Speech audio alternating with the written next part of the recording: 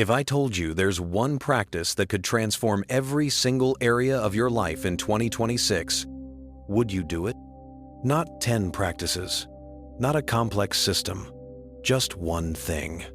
One practice that would end your anxiety about the future, free you from regret about the past, improve every relationship you have, make you more productive, more creative, more alive, bring you genuine peace that doesn't depend on circumstances.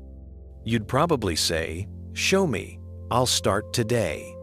But here's what actually happens. I'll tell you what it is. You'll agree it makes sense. You might even try it for a day or two. And then you'll stop. Not because it doesn't work, but because it's so simple. Your mind will trick you into thinking it can't possibly be that powerful. Your mind will say, "There must be more to it. This can't be the answer." But the Buddha, 2,500 years ago, said it clearly. If you want to master one thing, master this. Everything else will follow. Today, I'm going to tell you what that one practice is. And if you actually do it, not just understand it, but do it consistently, in 2026, I guarantee your life will never be the same. Let's begin. The one Buddhist practice to master in 2026 is mindfulness of the present moment. That's it. And right now, your mind is probably doing exactly what I said it would do. That's it? Just being present? I already know about that. I need something deeper, something more advanced. This is the trap. Mindfulness isn't advanced. It's fundamental. It's the foundation of everything. But it's also the practice that almost nobody actually masters, because everyone thinks they already know it. Let me ask you something. Right now, in this moment, are you fully here? Or is part of your mind already thinking about what you'll do after this video? Or replaying something from earlier today? Or planning dinner? Or judging whether this video is worth your time? If any of those are true, you're not present. You're thinking about the present, but you're not in it. And that's the difference most people miss. The Buddha didn't teach thinking about the present moment. He taught being in the present moment. Complete, total, undistracted presence. This is what changes everything. Let me show you why this single practice is so powerful. It ends anxiety. All anxiety is about the future. Every single instance of it. What if I fail? What if they reject me? What if I run out of money? What if I run out of money? All future, all imaginary. When you're fully present, anxiety cannot exist, because anxiety needs the future, and the present moment has no future in it. It ends regret. All regret is about the past. I should have done that differently. Why did I say that? I wasted so much time. Why? Why did do thous? All past, all unchangeable. When you're fully present, regret dissolves, because regret needs the past, and the present moment has no past in it. It improves relationships. Think about the best conversation you've ever had. The moment you felt truly connected to someone. What made it special? They were there, fully present, listening, not planning their response, not checking their phone, not distracted. Presence is the greatest gift you can give another person. When you master presence, every interaction becomes deeper, more real, more alive. It makes you more effective. Productivity experts are now discovering what the Buddha taught 2,500 years ago. Single tasking beats multitasking. When you're fully present with one task, you do it faster, better, and with less stress. When you're scattered across 10 things, you do all of them poorly. Presence isn't just spiritual, it's practical. It brings you home. But the deepest reason this practice changes everything? Because your life is only happening in the present moment. Not yesterday, not tomorrow, now. And if you're never present, You're missing your entire life. You could achieve every goal, visit every country, make all the money, and still miss your life if you're never actually there for it.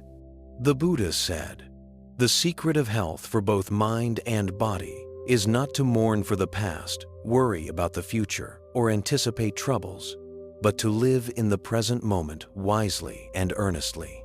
This is the practice. Everything else is detail. So if this practice is so powerful, why haven't you mastered it? Let me tell you why. And be honest with yourself as I list these. Reason 1. You think you're already doing it. You've heard about mindfulness. You've maybe tried a meditation app. You know the concept. So you think, yeah, I get it. I'm pretty mindful. But let me test that. In the last hour, how much of that hour were you actually present? Not thinking about something else, not distracted, not mentally elsewhere. Actually here, fully, completely. If you're honest, maybe 5 minutes out of 60, maybe less. Most people are present less than 10% of their waking life. They think they're mindful because they've heard the word, but they've never actually trained in it. Reason 2. It seems too simple. Your mind loves complexity. It loves techniques, systems, secrets. Just be present seems too easy, so your mind dismisses it. There must be more. Advanced techniques, secret practices. But the Buddha was clear. This is the advanced practice. There's nothing higher than complete presence. The simplicity is what makes it hard. Because you can't fake it. You can't think your way into it. You have to do it. Reason 3.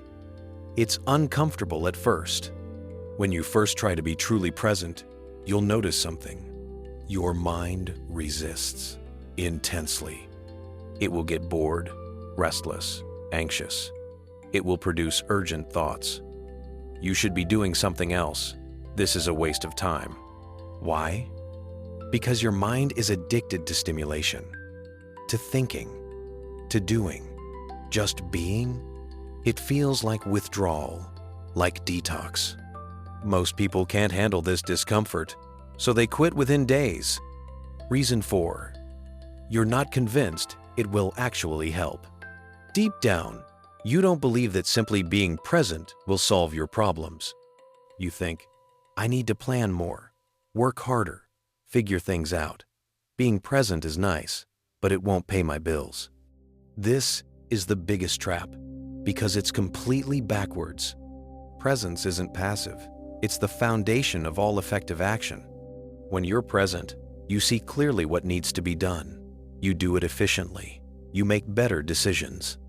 When you're scattered, you're ineffective, even when you're busy. So how do you master this practice? Not just understand it, but embody it? Here's the method. Simple but complete. Foundation. Daily meditation practice. Every single day in 2026, sit and practice presence for at least 10 minutes. Not 10 minutes of thinking about presence. 10 minutes of being present. Focus on your breath. When your mind wanders, and it will, gently return to the breath. That's it. Do this every day without exception. This is your training ground. Like lifting weights builds physical strength, this builds presence. All-day practice. Anchor points. Throughout the day, create anchor points, moments when you deliberately return to presence. Examples. Every time you open a door, be present for that action. Every time you take a drink of water, taste it fully. Every time your phone buzzes, take one conscious breath before looking. Every time you sit down, feel your body in the chair. Start with 3 to 5 anchor points. Master those, then add more. Single tasking, one thing at a time. Make 2026 the year of single tasking. When you eat, just eat, not eating while scrolling. When you talk to someone, just listen, not listening while planning your response. When you work, just work, not working with 10 tabs open. One thing. Fully. Completely. The 3-second rule. This is the most practical tool I can give you. Before any action, pause for 3 seconds. Just 3. Be present. Notice, what am I about to do? Why? Is this wise? 3 seconds of presence before you eat, before you speak, before you react, before you click. This tiny pause will change your life. The evening review. Each night before sleep, review your day. When was I present today? When was I scattered? Not to judge, just to see clearly. Over time, you'll notice the scattered moments decreasing. Let me paint you a picture of what 2026 looks like when you actually master presence. Month 1, January. The first few weeks are hard. Your mind rebels. You forget constantly, but you keep returning to the practice. By the end of January, you notice you're sleeping better. You're less reactive. Small things don't bother you as much. Month 2 to 3, February, March. Presence is becoming more natural. You catch yourself being scattered and can return more quickly. Your relationships improve. People comment, "You really listen now." Your work quality increases. Tasks take less time because you're not constantly context switching. Month 4 to 6, April, June. By mid-year, presence is your default mode more often than not. You notice anxiety has dramatically decreased. You're not worried about the future constantly. You're enjoying simple things more. Food tastes better. Walks are pleasant. Life is richer. Month 7 to 9, July, September. Presence is now a habit. You don't have to force it most of the time. You're making better decisions because you're seeing situations more clearly. Your creativity increases. New ideas come easily because your mind isn't cluttered. Month 10 to 12, October, December. By the end of 2026, you look back and realize you didn't achieve everything you planned, but you were present for your life. And that made all the difference. The problems you thought were huge, many dissolved when you stopped feeding them with anxious thinking. The happiness you were chasing, you found it in moments you used to overlook. The peace you were seeking, it was here all along. You just weren't. Here's what's important to understand. Mastering presence doesn't mean you'll become some enlightened being floating above life's problems. You'll still have challenges, still have bad days, still make mistakes. But you'll meet them differently. With clarity instead of confusion. With calmness instead of panic. With wisdom instead of reactivity. The Buddha's promise wasn't that life becomes perfect. It's that you become free from unnecessary suffering. And unnecessary suffering is all the suffering you create by not being present, worrying about things that never happen, regretting things you can't change, missing the good things happening right now, creating drama in your mind, reacting instead of responding. This suffering ends when presence becomes your way of life. The ripple effect. And here's the beautiful part. When you master presence, you don't just change yourself, you change everyone around you. Your peace becomes contagious. Your clarity inspires others. Your presence makes others feel seen. You become a light in a world of distraction, not by preaching, not by teaching, just by being fully present. This is what the Buddha meant when he said, "Be a lamp unto yourself." So here's my challenge to you for 2026. Master one practice, just this one. Not 10 practices, not a complex spiritual system. Just presence, just being here, just this. Do it every day, without exception, for 365 days. 10 minutes of formal practice, anchor points throughout the day, single tasking, the 3-second rule. That's it. I promise you, if you do this, December 2026 will find you completely transformed. Not because you achieved all your goals, but because you were actually present for your life. And that changes everything.